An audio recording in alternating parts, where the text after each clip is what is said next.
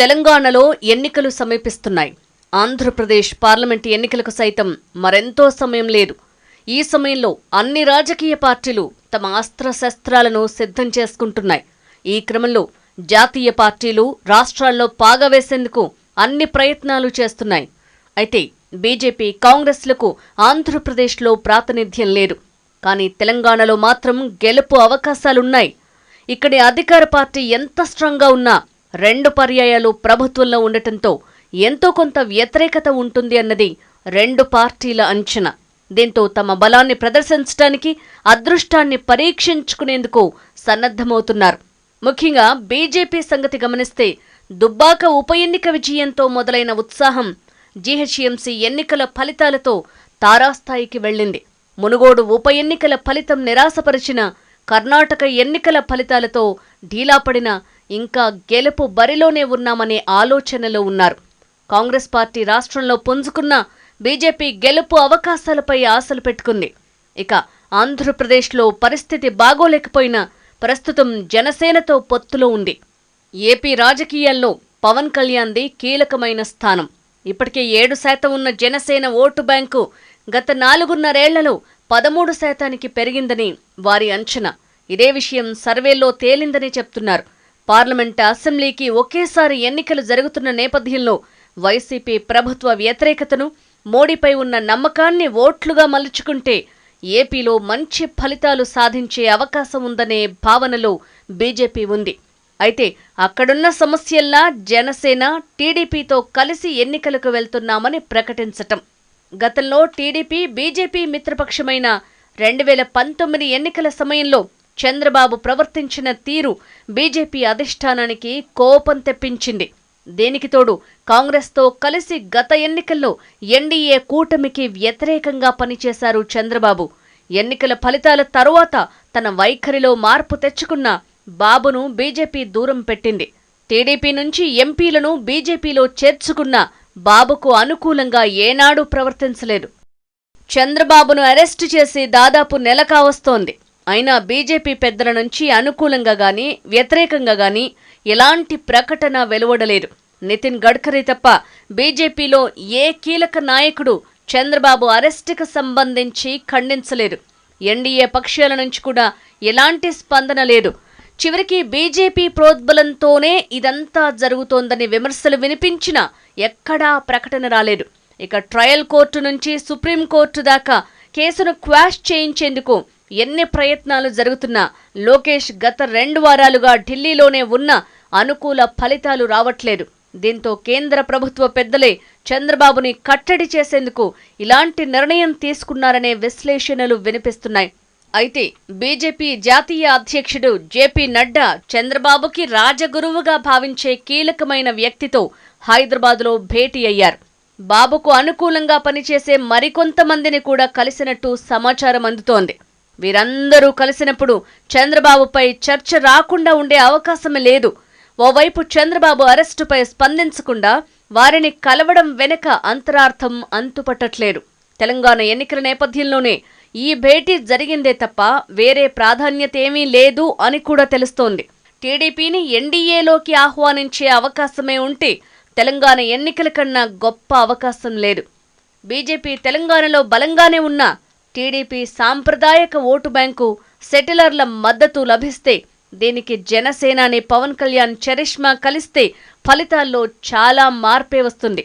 దీనికి తోడు 119 స్థానాల్లో పోటీకి బలమైన అభ్యర్థులు దొరికే అవకాశం కూడా కనిపిస్తోంది. తెలంగాణ రాష్ట్రం ఏర్పడి దశాబ్ద కాలమవుతున్న సాంప్రదాయక తెలుగుదేశం ఓటు బ్యాంకు ఎంతో కొంత సజీవంగానే ఉంది. అయినా ఈ వైపు బీజేపీ ఆలోచన చేయట్లేదంటే వారి మదిలో చంద్రబాబుపై ఉన్న వ్యతిరేకత తగ్గలేదని అర్థమవుతోంది. ఇక ఏపీలో వైసీపీ అధికారంలోకొచ్చాక అప్పుడప్పుడు ఏదో చిన్న విమర్శలు తప్ప ప్రభుత్వ తీరుపై బీజేపీ పెద్దగా స్పందించిన సందర్భాలు లేవు. ఇక ఎన్డీఏ తీసుకునే ప్రతి నిర్ణయానికి, చట్టానికి పార్లమెంట్లో వైసీపీ మద్దతు ఇస్తూ వస్తోంది. దానికి తగ్గట్టే కేంద్ర ప్రభుత్వం ఏపీకి తన సహకారాన్ని, ఆర్థిక సహాయాన్ని అన్ని సందర్భాల్లో అందిస్తోంది. ఏపీ సీఎం హోదాలో జగన్ ఎప్పుడు ఢిల్లీకి వెళ్లినా బీజేపీ కీలక నేతల అపాయింట్మెంట్లు ఈజీగా దొరికేస్తున్నాయి. ఢిల్లీ నుంచి రిటర్న్ ఫ్లైట్ ల్యాండ్ అయిన వెంటనే కేంద్రం నుంచి నిధులు క్రెడిట్ అవుతున్నాయి. ఎప్పటినుంచో పెండింగ్లో ఉన్న పనులు కూడా చకచకా జరిగిపోతున్నాయి. ఎవరెన్ని విమర్శలు చేసినా ఈ రెండు ప్రభుత్వాల మధ్య స్నేహం మాత్రం తగ్గట్లేదు. చంద్రబాబు అరెస్టు తర్వాత తెలంగాణ బీజేపీ నాయకులు స్పందించారే తప్ప ఏపీ బీజేపీ నుంచి అనుకున్నంత స్థాయిలో ఎలాంటి ప్రకటనలు రాలేదు. దీన్ని బట్టి ఏపీలో బీజేపీ స్టాండ్ అర్థమవుతోంది. ఏపీ విషయంలో బీజేపీ వ్యవహార శైలిలో అతి కీలకమైన విషయం జనసేనతో పొత్తు వ్యవహారం. ప్రస్తుతానికి జనసేన ఎన్డీఏలో భాగస్వామ్య పక్షం. పూర్తిగా దూరం పెట్టిన పార్టీ టీడీపీ. వీరిద్దరూ అఫీషియల్గానే పొత్తులోకి వెళ్లినట్టు ప్రకటనలు. ఎన్నికల ప్రణాళికలు సిద్ధమవుతున్నాయి. అయినా బీజేపీ ఆ విషయంలో కూడా సైలెంట్గానే ఉంది. ఇప్పటికీ జనసేన మా మిత్రపక్షమే అని ప్రకటనలు చేస్తూనే ఉంది. జాతీయ స్థాయిలో నిర్ణయం తీసుకునే వరకు మేమేం రెస్పాండ్ అవ్వం అని రాష్ట్ర నాయకులు అంటున్నారు. టీడీపీని పక్కన పెట్టాలనే నిర్ణయానికి బీజేపీ వచ్చి ఉంటే జనసేన పార్టీని కట్టడి చేయటమో లేక ఎన్డీఏ నుంచి బహిష్కరించటమో చెయ్యాలి. అయితే ఈ రెండూ జరగట్లేదు. ఏపీ ఎన్నికలకు ఇంకా సమయం ఉంది కాబట్టి తెలంగాణ ఎన్నికల తరువాతే అక్కడి రాజకీయాలపై ఫోకస్ చేయబోతున్నారా అనే అనుమానం కలుగుతోంది. ప్రస్తుత పరిస్థితుల్లో ఇప్పటికిప్పుడు జోక్యం చేసుకోవటం వల్ల ఎలాంటి ప్రయోజనం లేదనే ఈ వైఖరి ప్రదర్శిస్తోందని అర్థమవుతోంది. ఇక తెలంగాణ ఎన్నికలు సమీపిస్తున్న వేళ బీజేపీ విమర్శల ధాటిని పెంచింది. రాష్ట్ర ప్రభుత్వ వ్యతిరేక ఓటును తమ ఖాతాలోకి వేసుకునేందుకు ఉన్న అన్ని అవకాశాలను వినియోగించుకుంటోంది. తెలంగాణ రాష్ట్ర ఎన్నికల ఫలితాలను ప్రభావితం చేయగలరని భావించే మీడియా అధినేతలను కలిసి వారిని సపోర్ట్ అడుగుతూనే రాష్ట్రంలోని వాస్తవ పరిస్థితులను అర్థం చేసుకునే ప్రయత్నం చేస్తోంది. 3 రోజుల్లో 2 సార్లు ప్రధాని పర్యటించడం, వేల కోట్ల అభివృద్ధి పనులకు శంకుస్థాపనలు చేయటం చకచక జరిగిపోయాయి. ఇక ఎప్పటి నుంచో పెండింగ్లో ఉన్న పసుపు బోర్డు, కృష్ణా ట్రైబ్యునల్ని ప్రకటించి తెలంగాణలో పాగా వేసేందుకు ప్రయత్నిస్తోంది. ఇక దీనికి కొనసాగింపుగా బీజేపీ కీలక నాయకుల సభలను నిర్వహించి తద్వారా లాభపడాలని కూడా ప్రణాళికలు రచిస్తోంది. అసంతృప్త నేతలకు కీలక బాధ్యతలు అప్పజెప్పి పార్టీలో ఉన్న లుకలుకలను సరిచేసే ప్రయత్నం చేస్తోంది బీజేపీ అధినాయకత్వం. ఇతర పార్టీలోని అసంతృప్త నేతలను పార్టీలోకి తీసుకొచ్చేందుకు అవసరమైన కసరత్తులు చేస్తున్నారు రాష్ట్ర నాయకులు. బీజేపీ కార్యకర్తలకు దిశానిర్దేశం చేస్తూనే కొత్త నాయకులను పార్టీలోకి ఆహ్వానిస్తున్నారు. రాష్ట్రంలో కాంగ్రెస్ బలపడుతోందని విశ్లేషణలు వినిపిస్తున్న నేపథ్యంలో కాంగ్రెస్ పాలిత ప్రాంతాల్లో ప్రజా వ్యతిరేక పాలన జరుగుతోందని బీజేపీ నేతలు ప్రచారం చేస్తున్నారు. కేంద్రంలో కాంగ్రెస్ పార్టీ అధికారంలోకి వచ్చే అవకాశమే లేదని ఇప్పటికే వెలువడుతున్న సర్వే రిపోర్టుల్ని తమకు అనుకూలంగా చూపిస్తున్నారు. డబుల్ ఇంజిన్ సర్కార్ వస్తే ప్రజలకు మంచి జరుగుతుందని చెప్పే ప్రయత్నం చేస్తున్నారు. దీనికి తోడు బీఆర్ఎస్ పార్టీ కూడా కాంగ్రెస్ పై విమర్శల డోసు పెంచారు.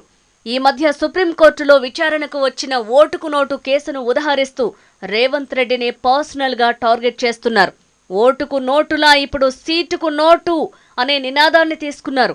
కాంగ్రెస్ పార్టీలో సీట్ల కోసం కోట్లాది రూపాయలు చేతులు మారుతున్నాయని ఆరోపణలు చేస్తున్నారు బీఆర్ఎస్ నాయకులు.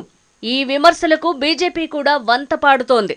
తద్వారా బీజేపీ లాభపడాలన్నది వారి ప్రయత్నం. ఇక బీఆర్ఎస్ ను బీజేపీ బీ టీమ్గా కాంగ్రెస్ చేస్తున్న ప్రచారాన్ని కూడా ప్రధాని ద్వారా తిప్పికొట్టడంలో పార్టీ సక్సెస్ అయింది. అందరూ ఊహించినట్టుగానే ఈ ఆరోపణలకు బీఆర్ఎస్ నాయకుల స్పందన బీజేపీకి లాభం చేకూర్చింది. పరిస్థితులను తమకు అనుకూలంగా మార్చుకుని మంచి ఫలితాలు సాధించడంలో బీజేపీది అందవేసిన చెయ్యి. ఎన్నికల ఫలితాలు వచ్చిన తర్వాత కూడా బీజేపీ తమ గేమ్ ప్లాన్ ని కంటిన్యూ చేస్తుంది. ఇక రాష్ట్రంలో అధికారంలో కన్నా కేంద్రంలో అధికారం బీజేపీకి ప్రాధాన్యం కాబట్టి కేంద్రంలో పరిస్థితులను బట్టి రాష్ట్రంలో పట్టువిడుపులకు ఆస్కారం ఉంది. ఇది ఇవాల్టి CEO డెస్క్. రేపు మరో అంశంతో మళ్ళీ కలుద్దాం.